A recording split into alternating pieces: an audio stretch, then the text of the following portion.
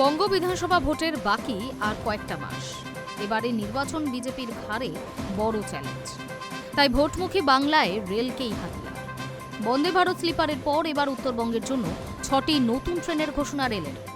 এর মধ্যে রয়েছে 2টি অমৃত ভারত এক্সপ্রেস, যেগুলি ছাড়বে আলিপুরদুয়ার জংশন স্টেশন থেকে। অন্যদিকে মানুষের দাবি মেনে নিউ আলিপুরদুয়ার, নিউ কোচবিহার ও জলপাইগুড়ি রোড স্টেশনেও স্টপেজ দেওয়া হবে বন্দে ভারত স্লিপার এক্সপ্রেস ট্রেনের, যা নিয়ে শুরু হয়েছে রাজনৈতিক চর্চা।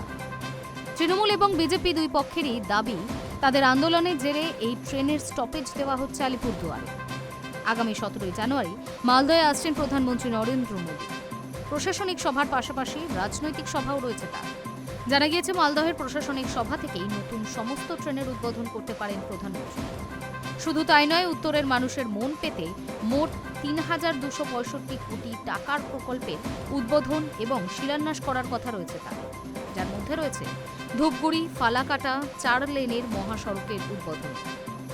তবে বঙ্গ বিধানসভা ভোটের মুখে উত্তরের মানুষের জন্য একেবারে দরাজ ভারতীয় রেল।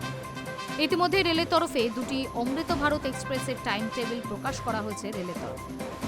রেলের বিজ্ঞপ্তি অনুযায়ী আলিপুরদুয়ার থেকে একটি অমৃত ভারত এক্সপ্রেস চলবে পনভেল স্টেশন মুম্বাই পর্যন্ত, আরেকটি ট্রেন চলবে আলিপুরদুয়ার বেঙ্গালুরু পর্যন্ত।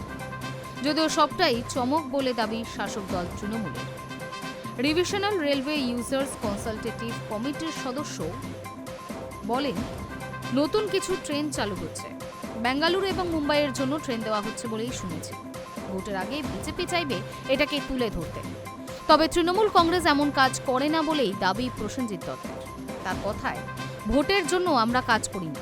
সারা বছর ধরে আমাদের দল তৃণমূল কংগ্রেস কাজ করে যাতে মানুষের সার্বিক উন্নতি হয়। High News network.